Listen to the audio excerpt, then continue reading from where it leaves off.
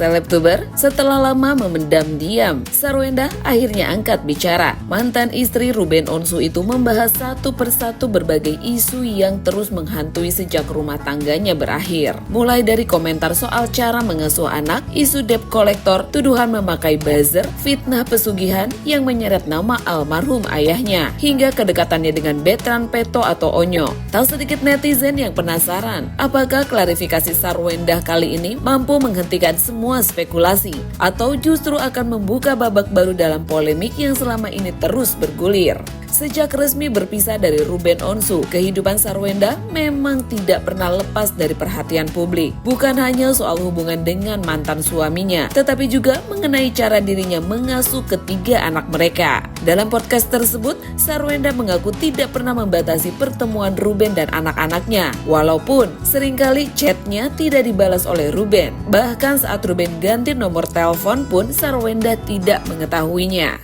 Saya tidak pernah membatasi, saya tidak pernah melarang anak saya ketemu sama ayahnya.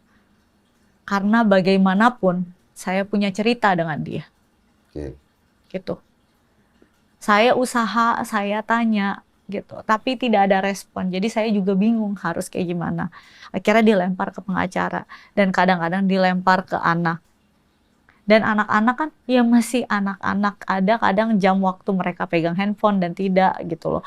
Secara personal saya juga tidak, lebih sangat jarang mengecek handphone anak-anak saya karena menurut saya waktu dia anak-anak dengan beliau, mereka mau chat, mereka mau telepon, silahkan. Saya juga tidak pernah membatasi. Itu aku kurang paham. Maksudnya kan kamu ngubungin Ruben. Saya ngubungin beliau. Tapi tidak ada respon dari beliau. Untuk masalah waktu dia sama anak-anak gitu. Ya misalnya kita lagi chat nih. Lagi chat tentang anak atau apa. Saya tanya sampai yang terakhir deh. Anak-anak ulang tahun gitu. Dia pun tidak respon. Itu aja sebelum itu dia sudah 6 bulan tidak chat saya. Maksudnya kalau misalnya memang dia ingin ketemu anaknya, ya chat saya udah bilang dari awal, tanya jadwalnya. Karena kan anak-anak ada hobi-hobi mereka, ada impian-impian mereka yang perlu kita support gitu. Jadi ada jadwal-jadwal mereka yang sudah pasti gitu. Saya juga udah bilang, iya ayah ini ada jadwal anak-anak ini, bisanya kapan? Nyocokin jadwal gitu loh. Tapi tidak ada respon. Maksudnya tidak ada respon nih, biar orang nggak salah kaprah ya, nggak ada respon sama sekali, nggak dibales atau ada balesan tapi nggak jelas jawabannya? Ada yang nggak jelas, ada yang tidak dibales sama sekali. Sampai aku tanya, karena yang terakhir ini pada saat setelah ulang tahun anak-anak juga, akhirnya kan setelah 6 bulan nih kok, terakhir aku chatan tuh Desember. Terakhir aku chatan tuh Desember. Nah sebelum itu juga dia ganti nomor kok, ganti nomor. Tapi aku nggak tahu, jadi aku chat ke nomor dia yang lama terus dong, yang aku tahu nomornya gitu. Tapi emang ganti nomor Nah, pas terus kamu cek? pada saat itu ada Onyo, jadi aku tanya sama Onyo, Onyo nih kok bunda chat ayah nggak delivered ya, gitu loh. Onyo bilang ganti nomor, baru aku minta kirimin nomornya. Terus saya bilang dong, bukannya saya mau ikut campur dengan kehidupan kamu yang baru, tapi tolong diinfokan kalau ganti nomor. Kan kalau misalnya kita ganti nomor, orang yang ganti nomor yang harus info dong kok. Atau saya yang harus nyari-nyari. Saya jadi bingung gitu loh. Dia nggak infokan gitu loh. Jadi akhirnya saya cari dong. Bukannya mau mengganggu, tapi kalau bisa demi kenyamanan anak-anak kalau ganti nomor infokan ke saya gitu. Ya udah. Di sisi lain, soal uang 200 juta keluar dari mulutnya karena terpancing oleh komen netizen dan mengakui kesalahannya. Seharusnya sebagai public figure dia harus bisa menahan emosi. Bahkan Sarwenda membantah pernah mengatakan bencong kepada Ruben di depan anaknya. Netizen pun ramai berkomentar, seperti yang disampaikan oleh @aca1993. Dia ngatain mantannya, tapi yang disalahkan netizen. Ada juga komen dari @darti sunarti yang ngomong netizen yang dihina mantan suami dan minta maafnya ke netizen. Isu berikutnya yang ikut dibahas adalah kabar rumah Sarwenda didatangi debt collector. Walaupun pengacara Ruben mengatakan tidak pernah ada debt collector. Kabar tersebut sempat ramai di media sosial hingga memunculkan berbagai spekulasi mengenai kondisi keuangan Sarwenda setelah berpisah dari Ruben Onsu. Jadi ini yang harus dipertegaskan dulu, urgensinya. Kenapa sampai harus masalah debt collector itu sampai di ranah publik? Karena harusnya ini kan ranah private. Tidak pernah menunggak, memang untuk bulan sekarang ini itu ada tanggal yang menurut dia belum jatuh tempo atau mungkin telat 1 hari. Jadi kalau tiba-tiba 1 hari ada debt collector, secara hukum itu nggak dibenarkan.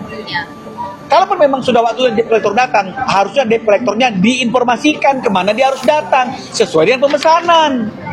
Ini ada apa ini? Sampai ada orang datang ke tempat yang bukan pada tempatnya. Data lengkap, yang salah siapa? Harusnya cukup dibilang, loh ini kan datanya seperti ini, Anda jangan kemari, kan kau tahu aku adalah mantan, udah gak ada hubungan, selesai.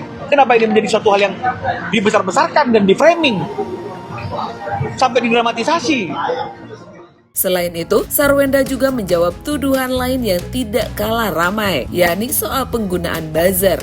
Ia bahkan bersumpah tidak pernah membayar akun tertentu untuk membela dirinya di media sosial. Menurut Sarwenda, akun-akun yang memberikan dukungan merupakan penggemar asli yang memang mengikuti perjalanan hidupnya sejak lama. Pernyataan itu kembali memicu reaksi netizen, seperti yang disampaikan oleh @squadward. Dia berani banget ngomong, berani bersumpah ya. @bundanes077. Bener kok Indi, gue komen di vlognya dia. Ternyata hilang komen gue 3 menit berikutnya. Ini real banget, gue komen banyak tetap hilang. Inilah klarifikasi yang paling menyita perhatian. Sarwenda akhirnya menjawab isu pesugihan yang sempat viral beberapa waktu lalu. Ia menegaskan bahwa video yang ramai dibahas netizen sebenarnya merupakan bagian dari proses syuting program horor berbayar di YouTube. Dalam podcast tersebut, Densu bahkan langsung menghubungi pesulap merah melalui sambungan telepon untuk meluruskan kesalahpahaman yang selama ini berkembang. Namun yang paling membuat Sarwenda terpukul bukanlah tuduhan pesugihan, melainkan fitnah yang menyeret nama almarhum ayahnya. Sarwenda mengaku sangat sedih ketika membaca tudingan yang menyebut dirinya menumbalkan sang ayah demi mendapatkan kekayaan. Kalau di situ kamu memang ada melakukan ritual-ritual nggak pas syuting itu? Jadi pas dateng, kita disuruh kayak matur nuhun lah. Oh, kayak izin ya? Izin. Jadi ada adat di situ yang harus dia lakukan, harus makan nasi kuning deh, pokoknya bareng-bareng tapi semuanya sama bareng-bareng sama kru gitu. Adat lah gitu ya? Iya, ritual nggak ya jatuhnya itu? Oh, tradisi lah. Tradisi ya. Adat, adat kebiasaan orang sana untuk menghormati kan? Menghormati, karena kan kita datang ke sana izin mau syuting gitu. Tapi nggak dikasih tahu kalau saya mau pesugihan gitu-gitu, enggak kan? Nggak ada begitu gitu kan? Nggak ada kata-kata pesugihan itu 1000% nggak ada. Kamu oke kalau saya teleponin pesulap merah? Boleh? Boleh ya? Karena isu ini yang ngebawa awalnya pesulap merah yang aku tahu. Jadi biar langsung gitu loh. Nah ini. Bro, lagi ngapain? Lagi baru selesai syuting tadi, ini lagi ngedit. Ini gue kan sebenarnya lagi podcast sama Sarwenda. Ini tiba-tiba gue lagi ngobrolin masa pesugihan. Dan gue inget kan yang ngebawa awalnya masalah pesugihan itu kan dari lu dulu tuh. Betul. Nah ini kan kebetulan ada Sarwenda langsung. Mungkin beliau ada depan gue. Oke. Lu pengen ngomong langsung sama Sarwendanya? Boleh dong, boleh. Iya, biar ini ya, nih Wen. Nah, ini enak nih dikonfrontir langsung kan. Iya. Hadir, halo Wenda. Halo.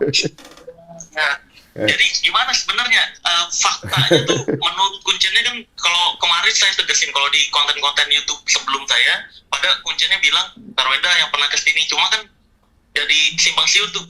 Bener-bener aku syuting gitu, jadi kita syuting, aku juga nggak tahu kunciannya bawa kemana-mana. Pokoknya dia mengenalkan lokasi sini dijelaskan satu-satu gitu buat kebutuhan syuting, itu yang pasti. Oh, berarti sama kayak aku waktu syuting itu, cuma dianterin ke lokasi ini, Lokasi ini syuting, dikasih tahu. Ya udah, itu juga semuanya sebenarnya ada tayangannya gitu.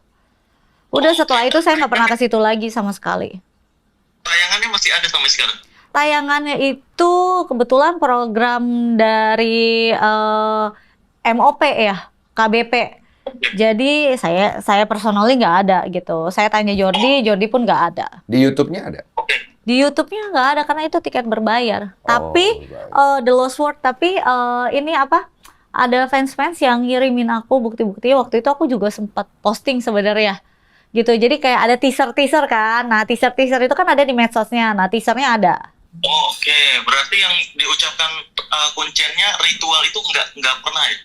Ritual doa menurut kepercayaan kejawen gitu, kayak pakai dupa gitu, Kak Sarwenda di sana? Ya makan kan mereka kasih gitu, iya buat menghormati gitu loh. Jadi kita semua bukan aku doang gitu loh. Jadi semua tim di situ melakukan kayak Adat. matur nuhun lah, adat di situ gitu. Kayak menghormati adat doang gitu ya? Menghormati adat gitu untuk melakukan proses syuting di situ. Dan kuncen yang nemenin aku pun udah ngomong kok di media sosial kalau misalnya tidak ada ritual, tidak ada pesugihan sama sekali yang aku lakukan gitu. Tapi berita itu sepertinya tidak naik ya. Kalau fakta biasanya susah naik. Betul. Banyak video-videoku yang dipotong terus menyalahartikan. Ini bukti Sarwenda nih kesana nih karena ritual dan semacamnya. Ya aku minta maaf karena udah banyak orang-orang yang motong sehingga apa yang aku edukasikan jadi nggak sesuai kan. Sebenarnya yang aku edukasikan itu sama, kita mengedukasikan di sana nggak pernah ada pesugihan tumbal itu pembodohan. Bahkan aku nyeritain sejarahnya sebenarnya di Indonesia isu pesugihan baru muncul abad 19 dan semacamnya. Udah clear ya berarti ya? Udah clear, aku Bro. kesana secara profesional untuk syuting. Iya, oke kalau Tapi gitu. bentar Bang Desu, ini bisa jadi ketika kayak gini nanti ada komentar-komentar netizen, wah mana ada maling yang ngaku kan gitu ya guys. Kita nggak bisa membuat semua orang sayang sama kita atau suka sama kita. Yang bisa kita lakukan adalah kita menjaga diri kita sendiri, orang sekitar kita, dan ya kita udah kasih tahu faktanya seperti ini, ya balik lagi biar mereka mau terima ya sudah, nggak mau ya sudah, kita ya udah legowo aja. Jadi satu sama lain saling meluruskan aja gitu. Betul. Jadi fix ya Kak Sarwenda tuh mungkin Pak Jokowi juga begitu ya, jangan-jangan yang disebut ya. Iya. Di sana cuma berkunjung dan semacamnya, makanya. Oke. Ya, luar biasa. Pokoknya poinnya udah jelas. Aman-aman Bang Desu. Iya, makasih banyak. Thank you. Semua timnya ya. Siap. Topik terakhir yang ikut dibahas adalah soal live di rumah dengan Gio. Wenda menginginkan bekerja selalu dengan anak-anak, makanya dia memilih bekerja dan live dari rumah. Ia pun mengatakan akan mengevaluasi batasan interaksi, terutama saat melakukan siaran langsung bersama Gio. Menurutnya, setiap budaya memiliki cara pandang yang berbeda, sehingga dirinya ingin lebih berhati-hati ke depannya. Sarwenda juga mengaku akan membagi aktivitas pekerjaan, baik di dalam maupun di luar rumah, agar tidak lagi memunculkan komentar negatif. Pengakuan itu kembali mengundang reaksi, bahkan reaksi dari Onyo sebagai anak angkat Ruben cukup membuat netizen ramai. Secara tiba-tiba, Onyo menulis status di media sosialnya dengan ucapan bohong. Netizen mulai berspekulasi nih dengan ungkapan Onyo tersebut, seperti yang disampaikan oleh S. Pokoknya lebih percaya sama Onyo, sehat Onyo dan ayah. Komentar dari Arbani, iya kalau Betran kan udah besar, kalau anak yang cewek kan masih kecil, jadi masih nggak tahu sih. Padahal cuma satu kata, tapi banyak arti. @aneka komputer, siapa yang bohong? @delvadev, yang menggoreng, yang bikin pikiran netizen berpikir Betran membenci Sarwenda. Nah, selebtuber, Sarwenda merasa semua tuduhan sudah dijawab satu persatu, mulai dari isu pesugihan, debt collector, buzzer, pola asuh anak, sampai kedekatannya dengan Gio. Tinggal sekarang nih, publik mau percaya atau masih menyimpan tanda tanya. Yang jelas, di dunia hiburan ada satu aturan yang seperti nggak pernah berubah. Satu klarifikasi selesai, biasanya muncul klarifikasi berikutnya. Apalagi kalau nama Ruben Onsu masih terus dikaitkan dalam setiap pembahasan. Jadi menurut kalian nih, setelah podcast ini tayang, drama ini benar-benar tamat atau justru baru masuk episode berikutnya? Tulis pendapat kalian di kolom komentar nih. Siapa tahu komentar kalian yang paling pedas malah lebih viral daripada klarifikasi yang baru saja disampaikan.